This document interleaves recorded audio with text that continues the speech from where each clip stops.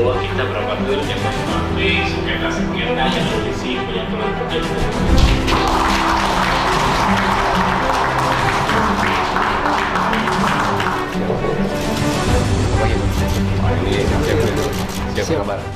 Dan tentunya para peserta didik Sespimti Polri Dikrek ke-33 tahun anggaran 2024. Para senior dan sahabat yang terima kasih telah datang, tepuk tangan untuk kita semuanya. Dan ini sebuah kehormatan dan kebanggaan bagi Kementerian ATR BPN, karena memang setelah saya mendalami, walaupun kalau dilihat dari durasinya baru sekitar 4 bulan saja, tapi sudah cukup bagi saya untuk mendapatkan esensi dari tugas-tugas pokok Kementerian ATR BPN. Ada dua kata kunci, keadilan dan kesejahteraan, justice and prosperity. Bicara justice, para senior sekalian, kita memang perlu benar-benar membuka hati kita dan membangun sensitivitas dan juga simpati, empati kemanusiaan ketika mengetahui masih cukup banyak masyarakat Indonesia yang hidupnya itu tidak menentu karena tidak memiliki properti, tidak memiliki tanah. Kemiskinan akan terus diturunkan ketika kakek nggak punya tanah, bapak nggak punya tanah, dia nggak bisa punya tanah, nggak bisa juga diturunkan kepada generasi berikutnya. Jadi kemiskinan ini akan terus berlanjut.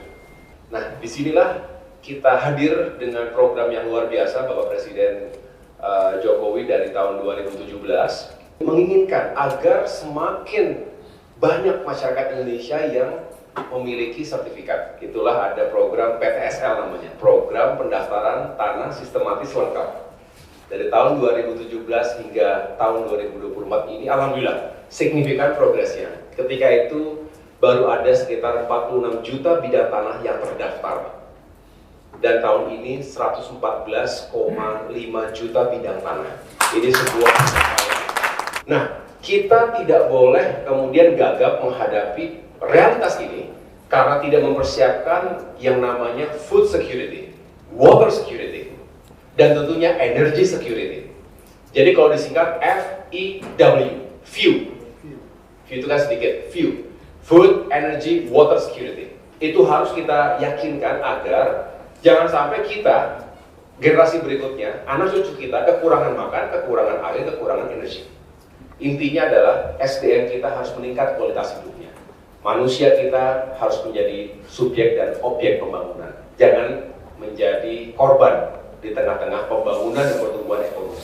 Pembangunan infrastruktur mutlak, jalan-jalan tol mutlak, kereta mutlak, pesawat mutlak, dermaga dan lain sebagainya, termasuk infrastruktur komunikasi yang mengintegrasikan semua Indonesia ini penting untuk kita lanjutkan. Tapi pembangunan manusia jangan ditinggalkan.